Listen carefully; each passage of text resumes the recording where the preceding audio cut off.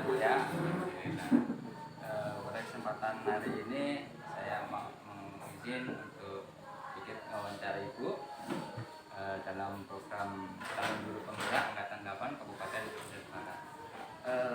Ibu Minasi sendiri sudah lama jadi kepala sekolah Bu?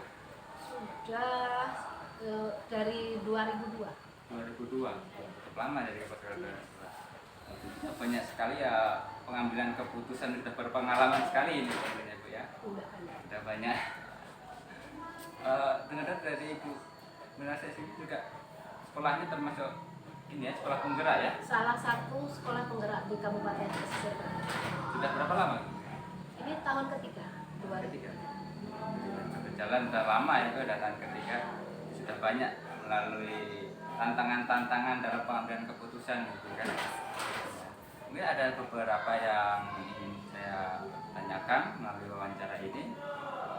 Untuk selama ini bagaimana dari Ibu ini dapat mengidentifikasi kasus-kasus yang merupakan dilema etika ataupun rujukan moral?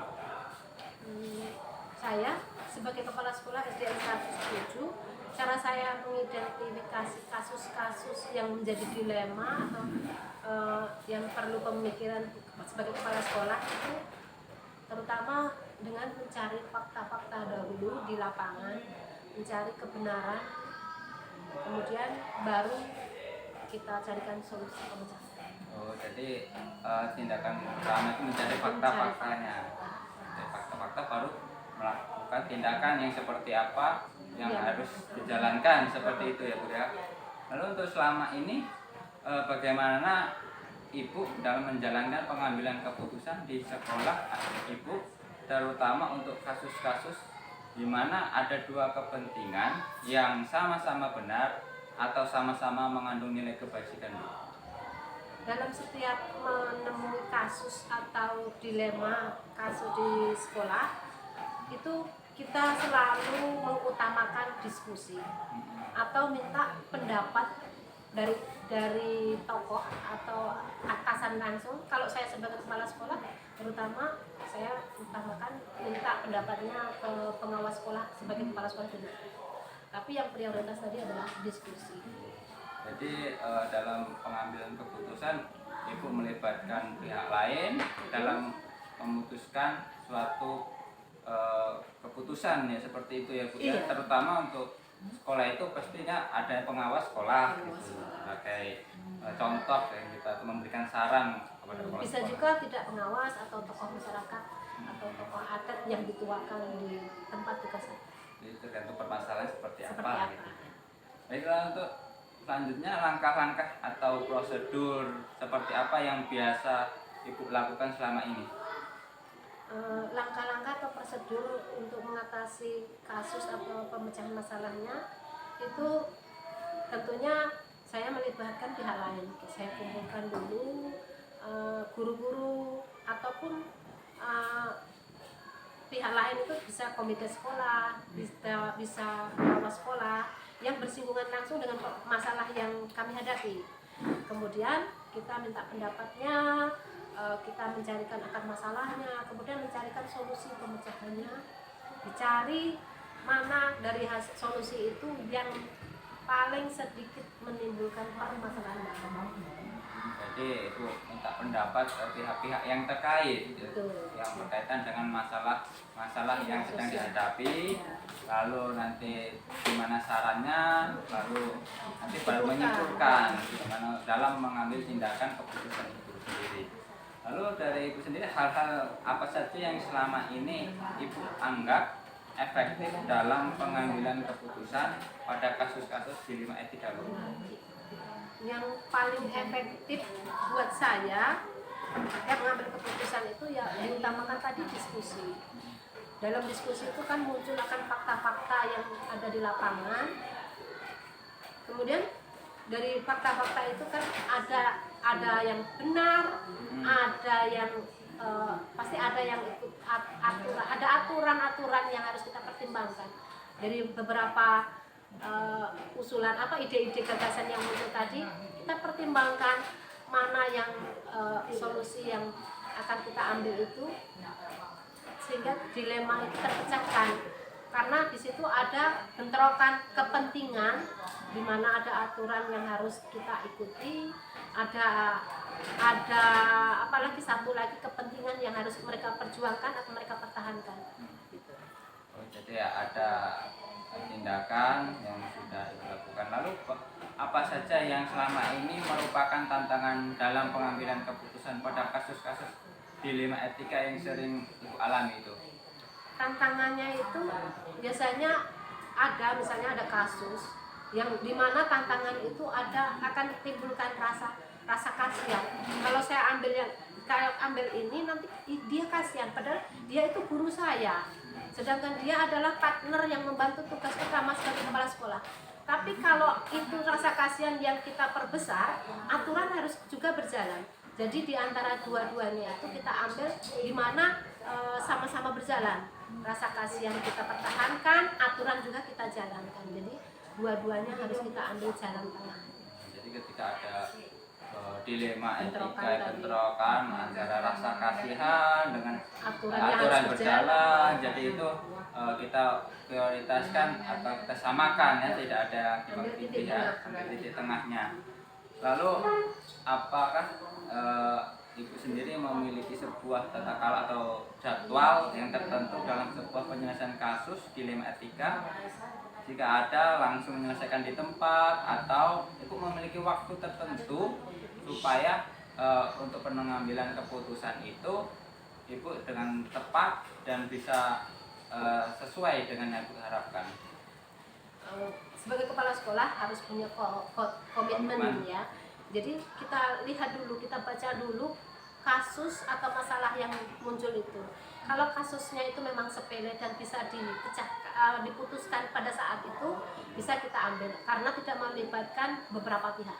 Tapi kalau mengingat kasus itu harus kita libatkan pihak lain, misalnya bersinggungan dengan kepala sekolah dan dewan guru atau dengan bendahara, maka perlu didiskusikan dahulu untuk mencari solusi pemecahan yang tepat.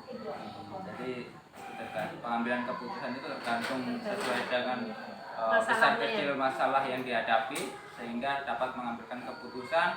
Kalau memang itu Bisa mudah langsung di ini, tapi kalau harus melibatkan pihak lain, ini ya harus didiskusikan dulu. itu tadi. Lalu dari Ibu sendiri, adakah seorang atau faktor-faktor apa yang selama ini mempermudah ataupun membantu Ibu dalam pengambilan keputusan dalam kasus-kasus selama ini, Bu? Oh iya. Kalau ada orang yang membantu saya, jelas itu pasti ada. Orang-orang itu adalah rekan-rekan guru saya, itu semua itu ikut andil membantu tugas saya. Kemudian ada pihak-pihak faktor-faktor yang lain yang membantu, terutama ya kita kolaborasi, kerjasama, diskusi. Setiap permasalahan tidak akan pernah selesai tanpa diskusi. Semua masalah itu akan selesai dengan berdiskusi, dengan mendalami hati dari hati ke hati. Jadi masalahnya apa? Kita carikan solusi pemecahan yang terbaik. Pasti ada yang baik banyak, tapi pasti ada yang terbaik.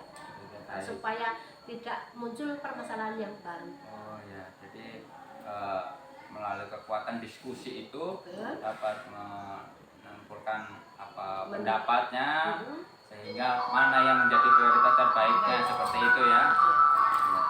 Lalu dari semua hal yang telah disampaikan, pembelajaran apa yang dapat Ibu petik dari pengalaman Ibu dalam pengambilan keputusan selama ini, Bu?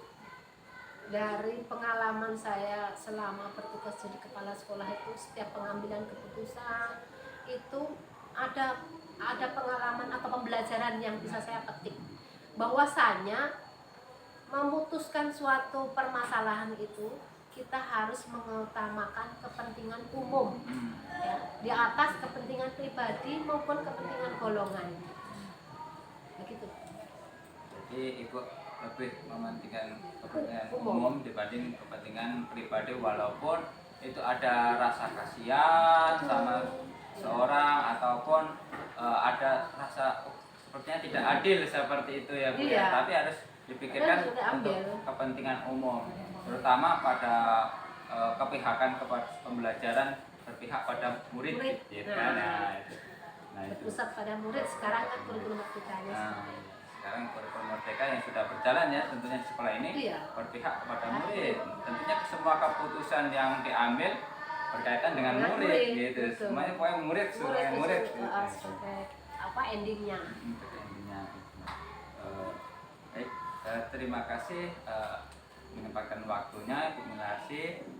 Untuk tugas wawancara ini sudah selesai. Tadi ada beberapa pertanyaan serta yang sudah Ibu utarakan apa saja pengalaman yang sudah dilalui ya, dan tantangan-tantangan yang sudah terlewati tentunya ya. Iya. Itu sudah Ibu ini terima kasih saya ucapkan karena pengalaman ini sangat berharga bagi kami untuk kedepannya lebih belajar lagi dari pengalaman sebelumnya. Iya.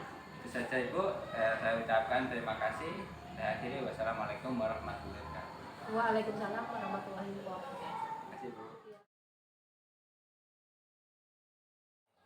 Terima kasih atas waktunya Pak Lakuan untuk sesi wawancara bagi saya calon guru penggerak. Ini saya ngobrol sebentar ya Pak ya.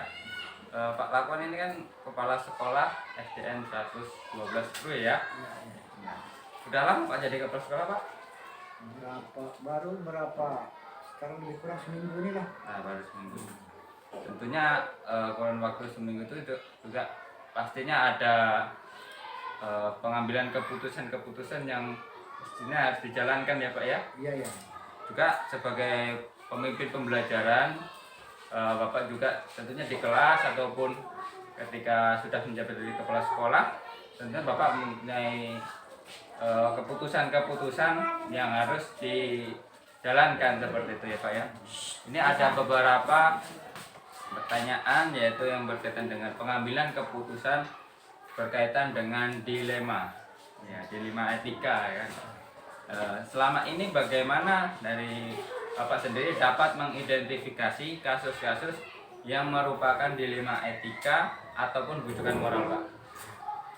Terima kasih. Ya, sebelumnya pertama kali tentu saya akan mengelompokkan jenis-jenis kasus itu. Karena jenis kasus itu ada yang kasus ringan, ada kasus sedang, ada kasus berat. Itu yang langkah saya. Jadi langkah dari Bapak sendiri itu mengelompokkan kasus-kasus mana yang merupakan kasusnya itu berat maupun ringan, baru mengambil tindakan selanjutnya seperti itu. Untuk selama ini bagaimana Bapak menjalankan pengambilan keputusan di sekolah Bapak, terutama untuk kasus-kasus di mana ada dua kepentingan yang sama, benar atau sama-sama mengandung nilai kebajikan Pak? Tentunya dari kedua belah pihak itu langkah pertama saya panggil dulu. Mendengarkan apa masalahnya. Yang keduanya seumpamanya kasus itu terlalu memerlukan masukan dari rekan-rekan Dewan Guru, saya minta masukan mereka. Yang ketiga, kalau memang diperlukan karena tidak dapat solusi yang terbaik setelah ada dari Dewan Guru belum ada dapat solusi yang terbaik, tentu saya panggil kedua orang tua.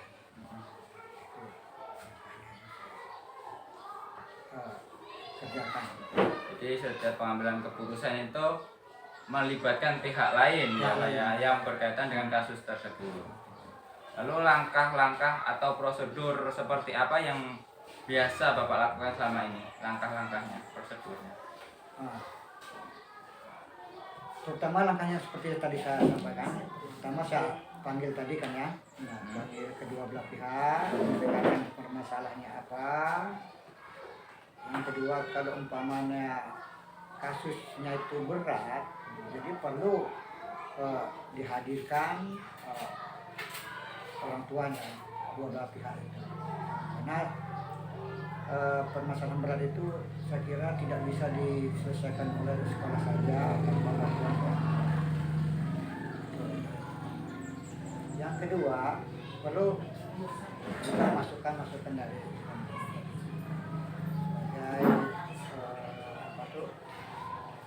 tambahan ataupun referensi saya untuk mencapai keputusan, untuk mengambil keputusan. Nah itu yang saya bisa sampaikan. Langkah-langkahnya tadi itu ya Pak ya, yang berarti berkaitan dengan pihak-pihak yang seandainya memang pihak luar maka akan dipanggilkan orang tuanya dan lain sebagainya, seperti itu ya Pak ya. Pengambilan keputusan berarti menunggu kedua belah pihak di mana mencarikan solusi bersama, seperti itu. Lalu hal apa saja yang selama ini Bapak anggap efektif dalam pengambilan keputusan pada kasus-kasus pada dilema etika? Hal yang efektif. Ya. Tentu segala hal itu saya harus kasus yang ada di sekolah ini tentu saya kompromikan, saya musyawarahkan dengan Dewan Guru supaya hasil keputusannya tidak sepihak dan saling menguntungkan kedua belah pihak. Maka saya perlu juga masukan-masukan dari rekan-rekan Dewan Guru biar keputusan itu kedua belah pihak merasa mendapat keadilan. Jadi dalam mengambil keputusan pasti ada resikonya, seperti itu ya Pak ya. Ada resikonya, maka dibutuhkan dari pihak lain untuk bekerja sama ya, ke kompromi tadi ya dalam pihak-pihak itu kan. Lalu hal apa saja yang selama ini merupakan tantangan dalam pengambilan keputusan pada kasus-kasus pada dilema etika Pak? Di sini yang menjadi masalah besar bagi saya itu adalah masalah kenakalan siswa. Ini yang menjadi masalah besar di sekolah ini, kenakalan siswa.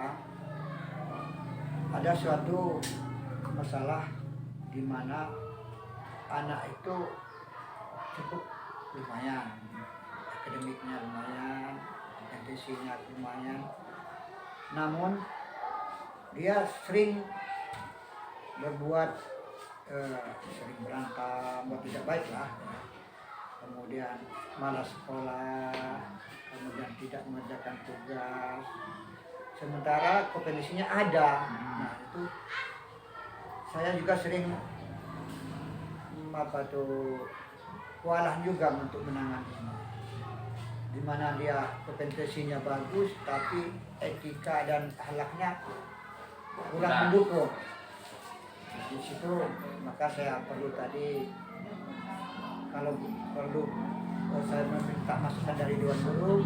Kalau memang belum juga saya panggil orang, di mana apakah orang tuanya sanggup mengatasi masalah-masalah anak tadi, kenakalan anak tadi, biar kedepannya anak itu akan lebih istirahat Pak. Ya. Itu mungkin yang saya bisa sampaikan.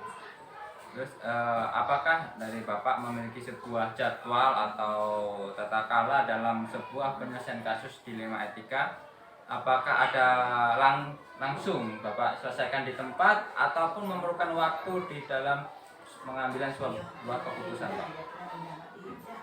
Saya memerlukan jadwal. Jadwal ya. Jadwal. Kalau itu kasusnya berat ya, tapi kalau kasusnya ringan mungkin saya selesaikan itu. Melibatkan orang luar, orang-orang dari sekolah saja kalau kasusnya ringan. Tapi kalau kasusnya yang berat, masalah kenakalan siswa itu tadi ya, karena keterbatasan guru itu untuk mendidik, jadi perlu melibatkan orang tua. Ada kerjasama untuk mengawasi dan memberi pelajaran kepada anak itu agar tidak berbuat nakal. Itu yang menjadi problema bagi saya.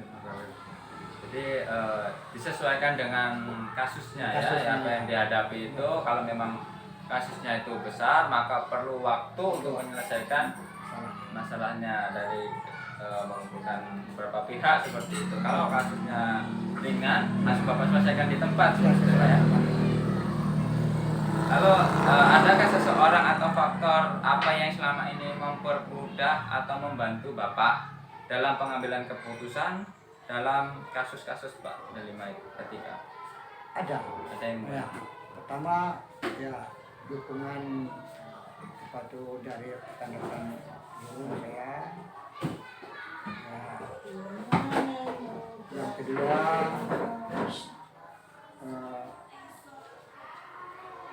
selain itu apa ya, semacam ada support lah, support ya, support dari guru serta komite itu menjadi pertimbangan. Jadi faktor-faktor yang selama ini pengambilan keputusan Bapak ambil itu kan melibatkan pihak-pihak lain yang disupport dari guru, komite dalam pengambilan keputusan mana yang sesuai dan tepat gitu ya. Dari semua hal yang telah disampaikan, pembelajaran apa yang mungkin Bapak petik dari pengalaman selama ini mengambil keputusan dilema etika. Tentu untuk mencapai keadilan itu perlulah kita mempunyai pertimbangan-pertimbangan agar kasus kedua belah pihak itu tidak sampai melebar atau panjang sehingga siswa-siswa di sekolah ini akan merasakan yang sekolah ramah anak. Itulah yang membuat saya lebih gesit lagi untuk menyampaikan atau mensosialisasikan sekolah ramah anak.